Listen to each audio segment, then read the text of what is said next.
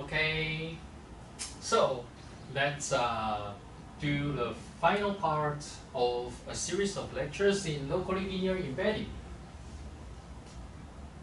So the lecture we will discuss today will be these two papers. In addition to the one that we have discussed before, we will talk about its relationship with another paper called Locally Linear Regression on Manifold. But we will certainly not go through this paper. Discussion of this model and this local linear regression and so on will be on a separate lecture. But we're going to see the relationship. That will be the focus.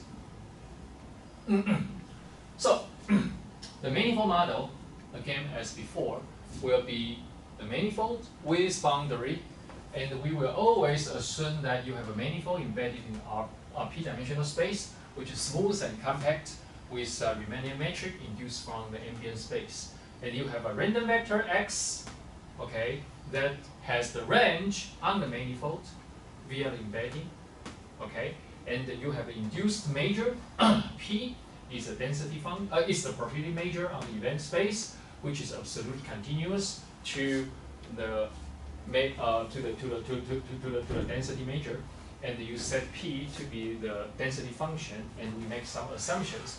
Again, this C5 can be reduced if we already know the regularizer. For example, if the rho has been chosen, then we can actually reduce the density function regularity to C2. Okay, so this is the sampling scheme, which is exactly the same as before. We sample n points IID from the random vector x. Okay, and if there is a function which is continuous on the manifold, then we just do some discretization, which is very transparent. So this topic, the final topic, is the relationship in between LLE and LLR, which you may see, hey, they look very similar, right? Locally linear regression and locally linear embedding.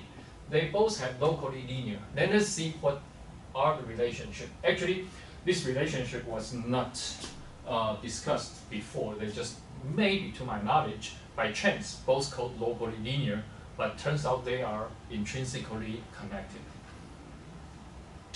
And to take a look at the regression, we have to detour to have a very quick review of what a regression problem is, which probably everyone knows. But usually what you have is a data set. You have xi and yi. Xi is a predictor or features or whatever. There are a lot of names in statistics. And yi is a response or label. You have different types. For example, this is a categorical data, cat, dog, right? But in some other cases, it may be continuous. For example, this is your age, and this yi is your height. And the height will be a continuous random variable. Okay, so once you have the data, and suppose y is continuous, then the relationship usually can be described using this functional relationship. That is, y is a function m of x plus some noise epsilon, and the noise epsilon's variance can depend on x. Okay, so where m is C3, okay, epsilon is a random variable independent of x, which models noise. So, and we model the noise to so that the expectation is 0 and the variance is 1. This has been standardized, and you have some sigma that may have some regularities. And usually when you do analysis, sigma will be also another smooth function. Okay, so that we can do some, again, kernel expansion technically. And there are some possible relationships to describe M. For example, in the linear regression model, which is very interpretable and widely applied in at least medicine, is this linear regression. And this is the M function. This is the M function, which is a linear function. Okay, and you can also have a nonlinear function, which is nonlinear, which can be polynomial or general nonlinear function. Okay, so this is the picture from the internet for the illustration. And we will not discuss which model is the best or under overfitting issue. That is actually another topic. But you can see some pictures from the internet That's very interesting. You can read it. Hey, I did a regression. I wanted a curved line, so I made one with mass or something. Well, that's kind of just making a joke about what you can do. For example, this is okay, perfect, perfect fitting, but this is overfitting, right? Well, whatever. It just tell you, well, that's a big issue when you discuss regression. But we do not discuss it today. We'll just say what we can do. Suppose the model is correct. Okay, so kernel regression in the Euclidean space has been actually well studied. For example, if you have a function m, okay, which is nonlinear, and you have some regularity, you have x, which is on the Euclidean space, and you have y that's continuous with this model, then actually the kernel regression by taking the kernel into account to estimate m has been well studied, and there's even a textbook back in, I remember, before 2000. It has been a long time. And what you do is, if you take a look at these two pictures, you may locally fit some different linear functions, so that you get an estimation of the underlying nonlinear functions up to some accuracy.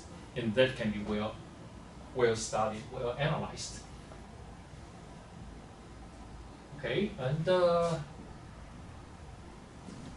so in general, what you do is the following. This is assumption. So what you can do is you can locally fit a constant function, which is usually called the Nadaya-Watson regression. What you do is you have YL, and at one point you want to fit beta. And here, what it is, it should be beta. It should be beta, not beta 0. It should be beta. Okay. You have beta 0. Beta. And locally, you say, okay, locally, how well can you approximate m using beta value? And you have square root error term. And here is the kernel, which tells you that if XL and the X are sufficiently close, then we trust it a lot. But if XL and X are very different, they are far away, then we don't trust it too much, because kernel usually has this behavior. This is usually the kernel. We use K, right? K, this is 0. Usually kernel means it decays. Okay, and we will have some kind of bandwidth called H. This is bandwidth, which describe how much you trust the data, how much you trust local data, or what do you mean by local? So the interpretation of this guy is you will have locally fit one constant function, and the local is described by the bandwidth H, and you use the kernel to quantify how much you want to trust locally and globally. And once you run the argmin, you get the coefficient, or the value of m at x. So this beta hat x is actually m hat at x. Okay, so this is called Nadaya-Watson regression. And then you will fit with a local linear function. What you do is, just like before, but now you have YL minus beta 0 minus k from 1 to d and some local function. Okay? And what the notation here is actually beta is in R, d plus 1, and you just write beta to be beta 0, beta 1, up to beta d. This is the notation. Okay, and you use this notation to fit the local point. And just like before, you put a kernel here, so that is called kernel regression. And what you do is, later on, you have x, m, hat, the estimator, at point x, that will be beta hat 0. Okay, beta hat 0, well, beta hat and beta hat 0. Yeah, beta hat 0, beta hat 0. Okay, that is what you do. This is the estimator that you can put. Okay, and in both cases, well, I put beta x on it.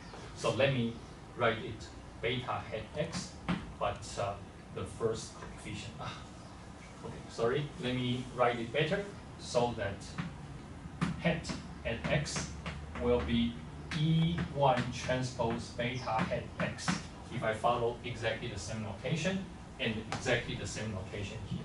So this tells you the first coefficient is an estimator of the function. Okay, very good. You can consider even local polynomial regression and so on.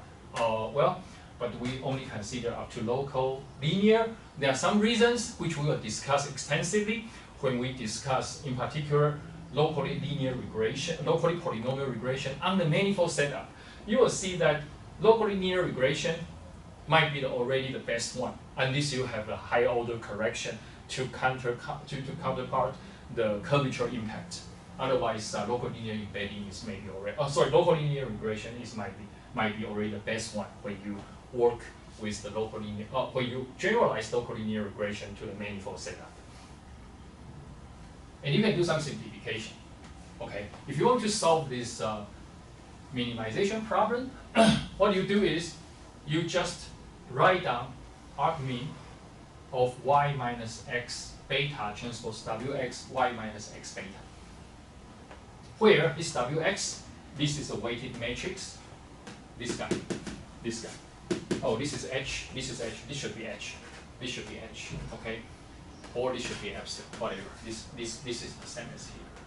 Okay, and you have y minus x beta, y minus x beta is this guy. Okay, and the x is here, beta, if you expand x beta using this x, and the beta I wrote you here, then you get this term. And so this beta hat is the argmin of this formula. Now, once you know this simplified formula, then you can just run the minimization of this function, and this is the result. You get beta hat is just wx transpose wx inverse x transpose wy, and as I wrote here, E1t beta hat is the fitted function. And you can see this paper about convergence theorems and so on, and we will talk about this in a later lecture. And finally, we can come back to discuss the relationship in between LLE and LLR. So if you recall, we can rewrite Wi, which is a barycentric coordinate, in this way. Remember, this looks very similar, very familiar, right? That is what we discussed in the first and second lecture or third lecture. Now, if you pay attention, this is in local linear regression, you have beta hat, which has this formula. Now you can do the expansion, right? You can write this and expand it. Once you do the expansion, that is what you have. You have 1 transpose W, 1 transpose W, G transpose G, W, G transpose inverse G, W, and the normalization. This is LLRW.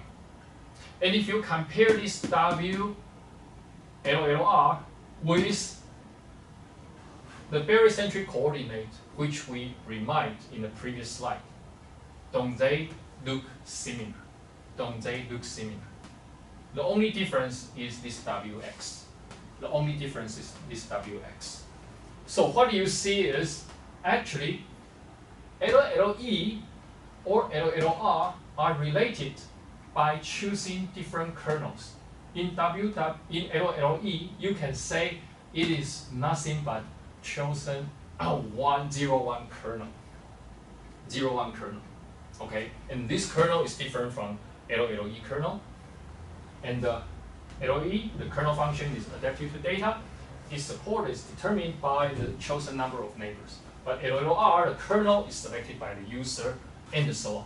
So you can see they have different notions of kernel, and the kernels are used in different places, but they have almost exact the same formula and the same idea.